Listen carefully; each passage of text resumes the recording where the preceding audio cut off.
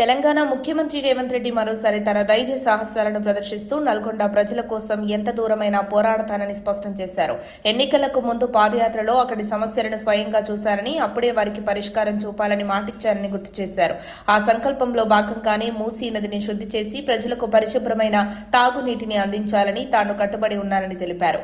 ఈ సందర్భంలో గత పాలకులు తాగునీరు అందించడంలో విఫలమయ్యారని, ఇప్పుడు చేస్తున్న మంచును కూడా అడ్డుకోవడానికి ప్రయత్నిస్తున్నారని పరోక్షంగా మాజీ సీఎం కేసీఆర్ పై విమర్శలు గుప్పించారు. అయినప్పటికీ అన్ని ప్రతిబంధకాలను అధిగమించి తన లక్ష్యాన్ని కొనసాగించారని రేవంత్ స్పష్టం చేశారు.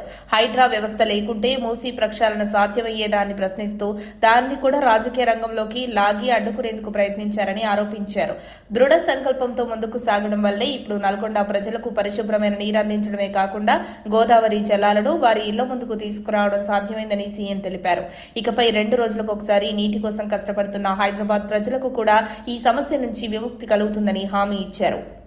హైదరాబాద్లో చిన్న వర్షానికి మునిగిపోతున్న సమస్యపై మాట్లాడుతూ ఇది పాత సమస్య అయినప్పటికీ ఇంతవరకు దానిని రాజకీయ దృష్టితోనే చూశారని అన్నారు. కానీ కాంగ్రెస్ ప్రభుత్వం 2 నెలల్లోనే ఈ సమస్యపై దృష్టి పెట్టిందని చెప్పారు. వరద నియంత్రణ కోసం ఉస్మాన్ సాగర్, హిమాయత్ సాగర్ జలాశయాలను కాపాడి శుద్ధి చేయడంపై చర్యలు తీసుకున్నామని వివరించారు. మూసీ పునరుజ్జీవ ప్రాజెక్టులో భాగంగా ఉస్మాన్ సాగర్ వద్ద గోదావరి తాగునీటి సరఫరా పథకం 2వ, 3వ దశ పనులకు సీఎం రేవంత్ రెడ్డి ఇటీవల శంకుస్థాపన చేశారు.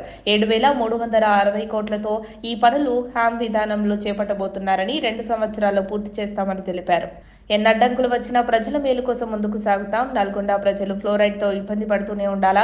గత 10 ఏళ్లలో సమస్యలపై ఎవరైనా శ్రద్ధ చూపారంటూ బీఆర్ఎస్ నాయకులపై మండిపడ్డారు. చివరకు మూసీ శుద్ధి కార్యక్రమాన్ని ఎవరడ్డుకున్నా మేము ముందుకు తొక్కుకుంటూ సాగుతామని స్పష్టం చేశారు.